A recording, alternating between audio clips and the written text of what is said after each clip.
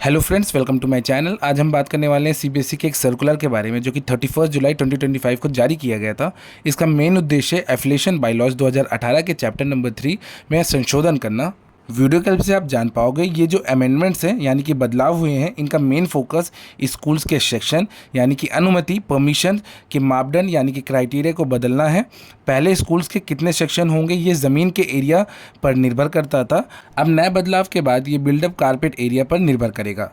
तो वीडियो को एंड तक देखिएगा ताकि आपके कोई भी कन्फ्यूजन ना रहे। इनकेस अगर आपके कोई डाउट्स है तो आप डायरेक्टली कमेंट्स के थ्रू या ईमेल के थ्रू मुझे कांटेक्ट कर सकते हैं। तो चलिए शुरू करते हैं। सबसे पहले बात कर लेते हैं बदलाव के कुछ रीजंस के बारे में कि क्यों ये बदलाव हुए हैं। यानी कि ज़मीन की कमी की समस्या, स्कूल्स और स्टेक होल्डर से फीडबैक मिल रहा था सीबीएसई को कि कई जगहों पर ज़मीन बहुत कम है।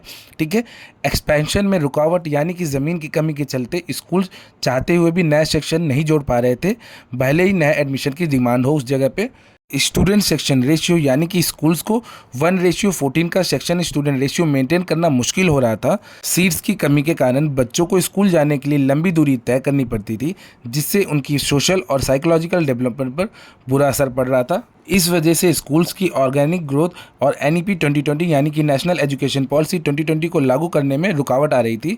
Then honourable Supreme Court of India के आदेश के बाद संशोधन किया गया जिसमें स्कूल्स को MBBL 2016 यानी कि मॉडल बिल्डिंग बायलॉज 2016 का पालन करना था, जो कि आदेश आया था सुप्रीम कोर्ट की तरफ से 12 फरवरी 2025 को।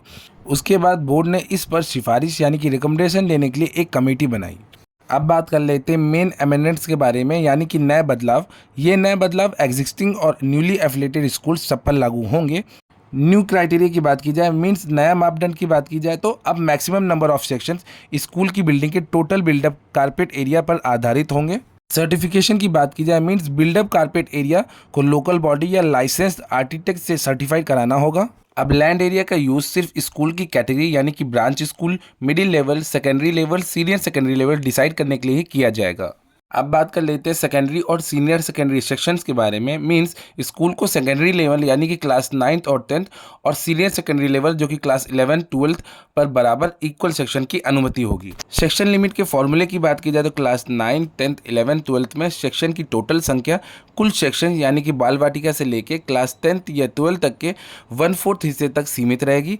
इस फिगर को नेक्स्ट हायर इवन नंबर तक राउंड ऑफ किया जाएगा और हर लेवल पे क्लास 9, 10th, 11th, 12th में सेक्शन की संख्या बराबर होनी चाहिए। अब हम बात करेंगे अमेंडेड अपेंडिक्स टेबल के बारे में। ये टेबल नए सीबीएसई एफिलिएशन बायलॉज 2018 के अनुसार स्कूल्स को कितने सेक्शन की अनुमति मिलेगी ये बताता है।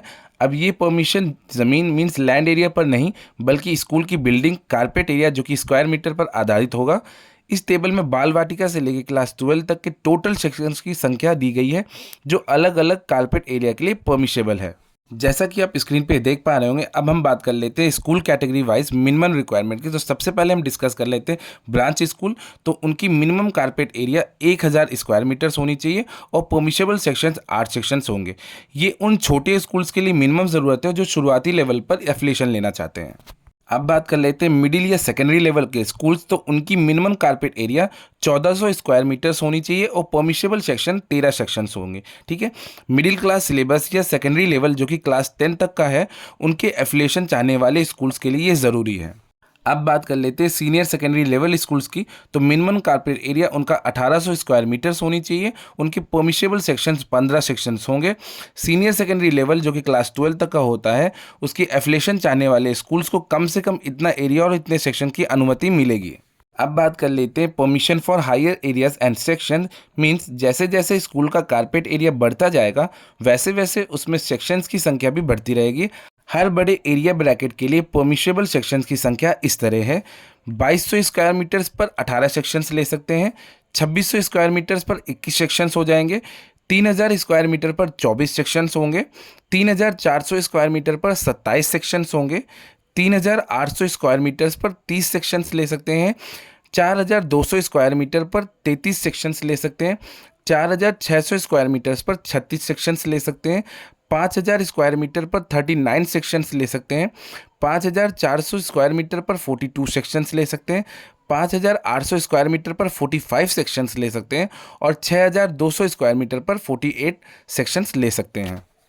As per the circular 400 square meter के built up carpet area unit scale down होने पर हर अगले 400 स्क्वायर मीटर के लिए 3 सेक्शंस की अनुमति मिल जाएगी।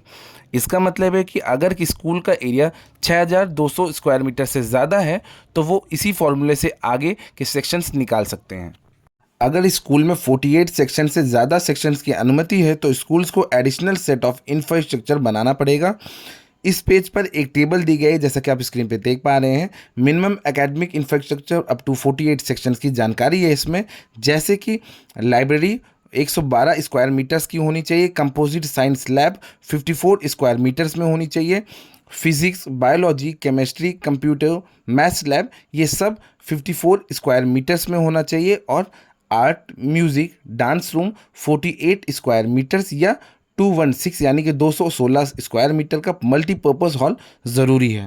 ये टेबल मिडिल, सेकेंडरी या सीनियर सेकेंडरी स्कूल और ब्रांच स्कूल्स के लिए अलग अलग मिनिमम रिक्वायरमेंट्स बताता है। ये सारे बदलाव बोर्ड्स के सभी एग्जिस्टिंग और नए एफिलेटेड स्कूल पर लागू होंगे। ये नियम रेगुलर कैटेगरी फॉरेन स्कूल्स पर लागू नहीं होंगे।